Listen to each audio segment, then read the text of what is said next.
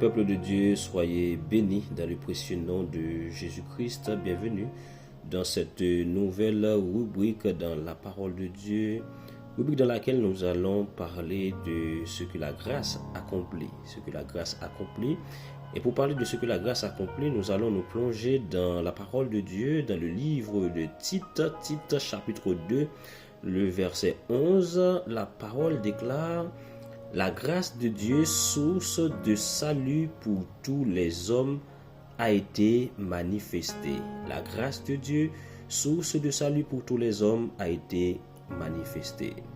Et bien aimé dans le Seigneur, pour parler de ce que la grâce a accompli, on ne saurait parler de ce qu'elle a accompli sans savoir réellement ce qu'elle est.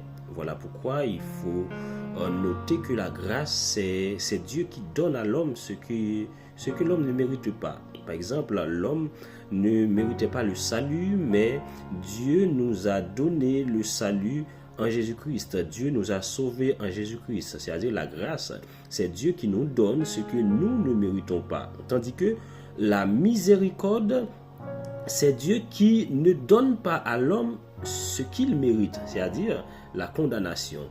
C'est-à-dire nous méritions d'être condamnés, mais qu'est-ce que Dieu lui-même il a fait?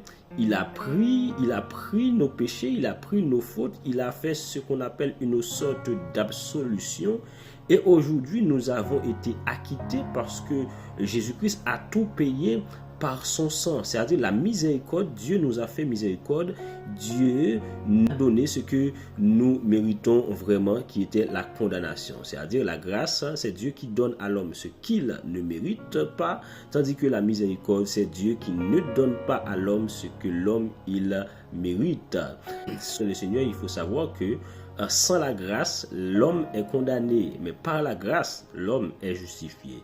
Sans la grâce, l'homme est esclave de la loi, mais par la grâce, l'homme est libre dans l'esprit. Sans la grâce, l'homme était indigne devant Dieu, l'homme ne pouvait pas s'approcher de Dieu, mais par la grâce, l'homme a été accepté, l'homme est accepté. Vous et moi, nous pouvons nous approcher devant le trône de Dieu parce que par le sang de Jésus-Christ, nous avons été réconciliés avec lui. La grâce qui sauve, la grâce qui transforme, la grâce qui agit. Et comme on le dit toujours, la grâce, c'est une faveur imméritée. C'est Dieu qui donne à l'homme ce qu'il ne mérite pas, à savoir le salut. La miséricorde, c'est Dieu qui ne donne pas à l'homme ce qu'il mérite, à savoir la condamnation.